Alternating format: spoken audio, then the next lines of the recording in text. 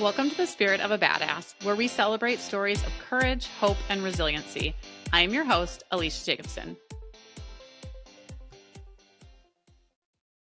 Hello, welcome to today's episode. We are like knee deep in summer and I'm really enjoying it. I cannot tell you how good it feels to be able to say that. I had a tiny little breakdown a couple weeks ago and I recovered and it's going really well. This is something that I worked on every single year because I'm the person. I am the person.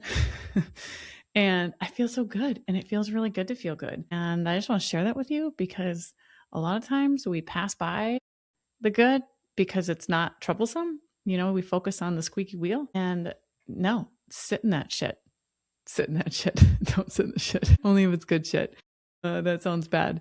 But I had a client this morning and she's one of my GLP clients, but she has been on a plateau. She came to me because she had been on a plateau for months. And we've been working together now for a couple months. And she lost 4 pounds in the last month. And we tweaked some things and really honed in on diet because it's not just, it's not just taking a medication. And also, she was saying something. She was talking about exercise and, kind of it wasn't what she had done last week wasn't enough. And she's like, wait, I did this one day and I wouldn't have done that before. That wasn't me. And we really took a moment to honor that and like, yay, because progress takes some time, right? And things shift and change and kind of being in the in between and in the middle before you kind of get to that next chapter, before the identity has become fully who you are, and really appreciating those very small shifts and wins instead of just bypassing them because they're so easy to bypass. Again, squeaky wheel. And if it's not on fire, we have plenty of things to focus on. But I really just think that is important that you appreciate those moments in the in between because we live in the in between. It is our fucking life, right? Okay. All right. So today's episode is a little bit of that, the in between. I feel like this is what I talk about a lot. A lot of what I do is working with women as they are becoming, that in between part between the stimulus of what something has shifted. There has been a disruption. And the version of me that I am now is not, I need something different. Something has to change. And that is where I come in. And today I want to talk about considering the cost of keeping everyone happy. And this is something that I talk about. This is for my people pleasers. We talk about this a lot because it becomes so much of who you are, your identity. And we also have this idea of, oh, I have the awareness that this is a problem. This might have helped me, right? This identity helped me at some point in life. You don't do it for no reason. You do it for a reason. However, it no longer serves me. And then it's sort of like we feel like there should be this light switch of, oh, now that I know, I can be different. And that is not the case at all. There is a whole on-ramp of decisions and different behaviors and choices that we have to make in order to be different. So that is why I continue to talk about the very similar themes on repeat, because we do not live in a like on off light switch. We live, and I talk about it. I think one of my very early therapists she actually talked about addiction as a highway. And it made me think of all behaviors as sort of this highway. So when I'm talking with my clients about adopting new behaviors and choosing new things, it's kind of like you're on this highway of a path that you know very well. You drive it every single day. And now you're like, oh, I need to make different choices because this no longer serves me, but there is no off ramp. So we have to do all of the creating of an off ramp. And if you just fly off the highway, what's going to happen? It's not going to be good, right? And it's scary if you just fly off. There's no like proper exit. So we need to build a proper exit ramp to the new you. So that is essentially that exit ramp is the in between of what does it look like to start creating those safe and small habits to get you to the new you, because you have the awareness, you know it. You feel enough friction in your body when you are doing the people pleasing that I have to stop this behavior. You know that when you say yes to things, there is a cost to it. You know that there is some resentment. You know that perhaps you are taking on work that is not yours to take on. And then it's okay. How do you release the control of it? Now what? How do you start feeling safe? And then kind of deciding, that the change happens. It's not the light switch. It's in very small decisions where you choose differently in very small, safe ways over and over and over again. And that's tricky. Shocking. The tricky part's my favorite part, because this is what I love to work with people on. I am like like in the Wizard of Oz where they link arms and they're going down the yellow brick road. That is me. I walk the yellow brick road with you, linking your arm, letting you know, because it's safe. And I know it's safe, but you can't feel that yet. And sometimes it's helpful to have a person side by side with you that can give you other people's stories, because you are not alone in this. Another woman I worked with today was sharing, she's like, you are so good at this. This is like 15 years of really, like, most of the stories and most of the people that I work with, the themes are similar. So as isolating as you feel in making these decisions for yourself, this is a very common theme, because we have been taught essentially to suppress who we are, a long, long, long time ago, and suppress your needs in order to keep the peace, in order to, not kind of rock the boat a little bit, in order to not have a negative outcome, in order to make people like you, to fit in. I mean, these are all okay things, except for when they no longer fit anymore. You're not an 8-year-old on the playground who doesn't want to say the wrong thing so that you can have friends, or you're not the kid who doesn't want to piss your parents off, because who the fuck knows what might happen.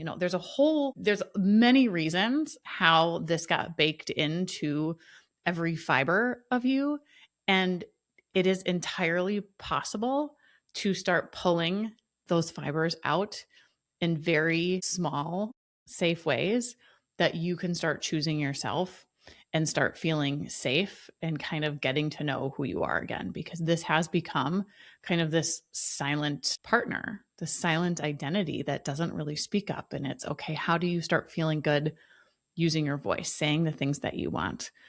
One of the ladies that I worked with, it was just choosing the dinner with her family, meaning going out to dinner. And she didn't want to choose a place that would make someone else, maybe somebody else didn't like it, and then they would be displeased with it. And then she would feel guilt over making a choice for a dinner place that she would enjoy because somebody else might not like it.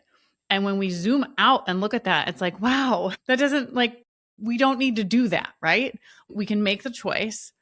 Not everybody's going to like everything. There's lots of things that I don't like, and that's okay.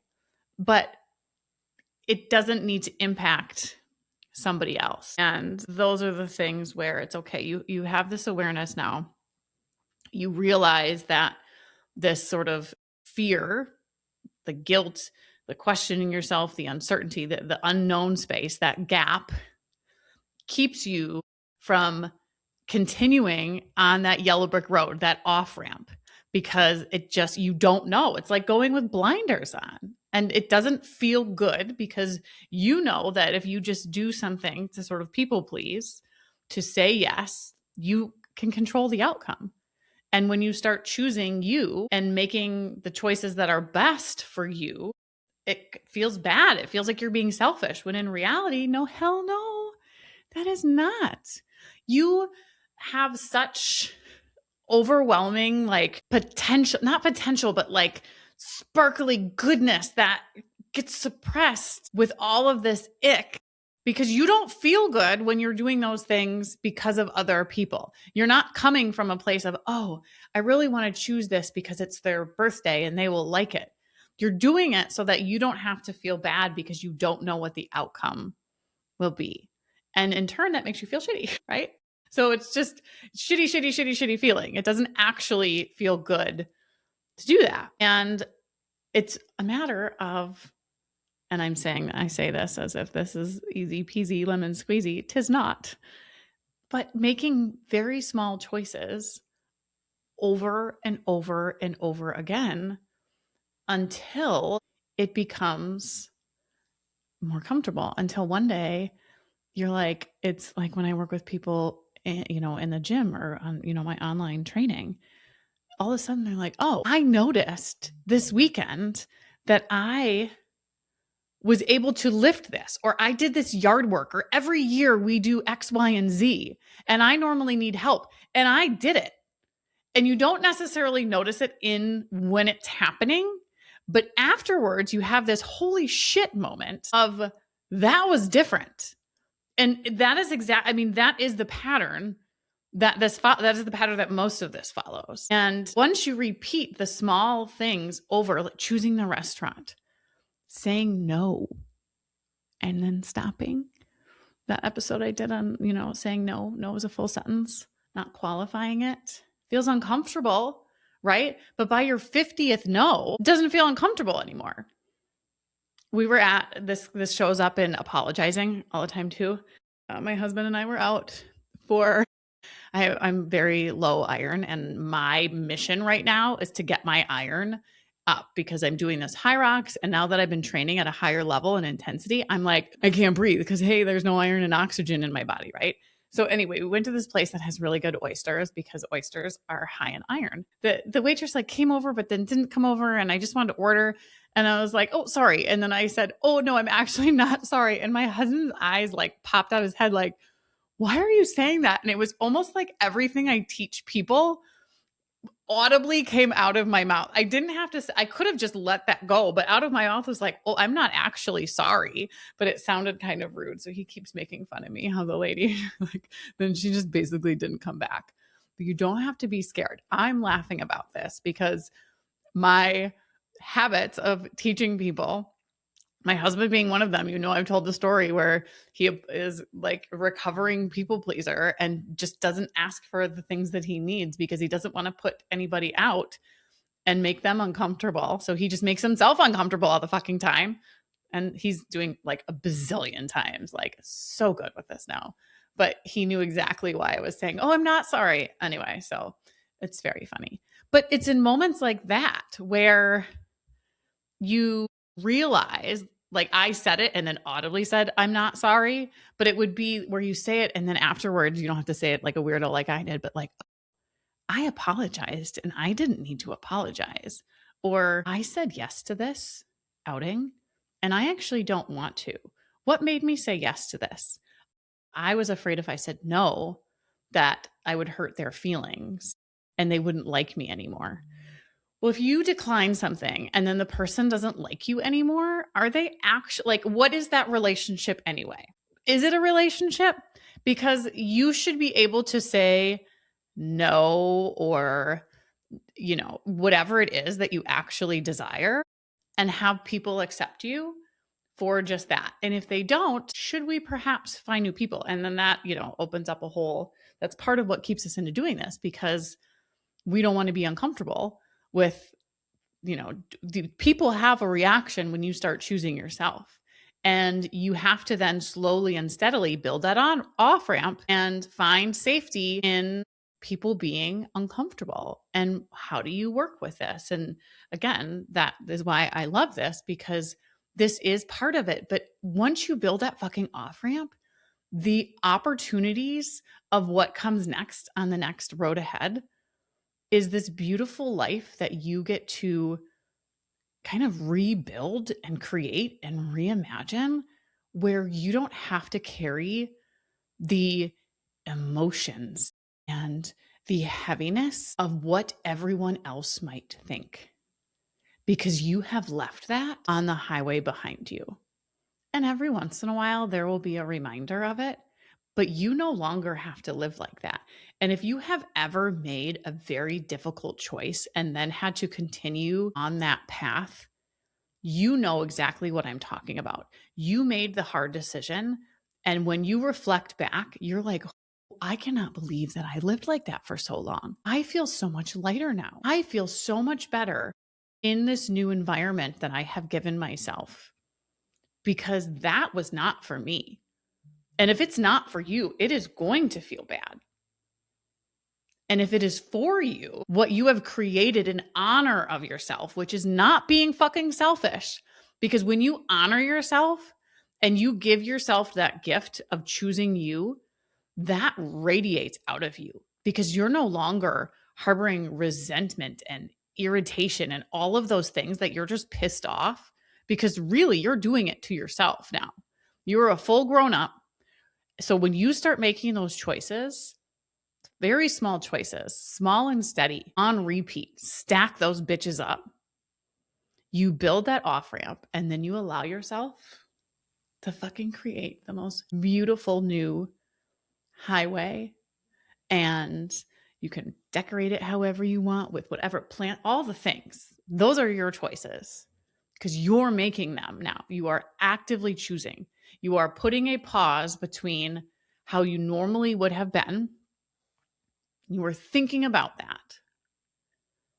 And then you are choosing and learning who and what you actually want, and that is okay and safe. And then you get to have the moment of, oh my gosh, I can't believe I did that for so long. I am so thankful that I started choosing differently. So thankful, because I feel so much better now. My life is so much better now because I'm choosing myself. And I saw what it was costing me to not do that. And I am so much better for all of the people around me now because I am choosing differently. So, one tiny step at a time, rinse and repeat over and over and over again. You will stop that feeling of intense discomfort, and it will start to feel more normal, and you will get better at it. And if you need somebody to link with you down that yellow brick road as you're building that off ramp from the highway that feels so comfortable, but also so overwhelming and no longer fits you, reach out, let me know. That is my thriving area, what I love to do. And that is my new highway of my beautiful space there is supporting others in their in-between space of building. All right. Have a fabulous rest of your day. If you love this episode, I would love it if you shared it with somebody who you think it might be helpful for. Maybe you have chatted about people pleasing with someone and you're like, this would be perfect. Send it on, and I will talk to you next time. Have you been feeling exhausted, disconnected from yourself, or like you're constantly taking care of everyone else while quietly wondering, what about me? If on the outside your life looks fine, but deep down you feel stuck, overwhelmed, or unfulfilled, that's where I come in. I help women stop going through the motions and start creating a life that actually feels like theirs again. Through one-on-one coaching, we work on your habits, mindset, boundaries, routines, and the bigger question of who you are and what you actually want. You don't need another self-help book. You need support, honesty, accountability, and space to figure out what's next. If this sounds like you, click the link in the show notes and book a discovery call with me. You will leave the call with a plan and knowing you don't have to continue to do it all on your own anymore. Spirit of a Badass is a Lit Path Studios podcast and is produced by Jamie Gale and Alecia Jacobson. Music by Shane Ivers. We'll be back with another inspiring interview. Until then, keep your spirits high and your energy badass.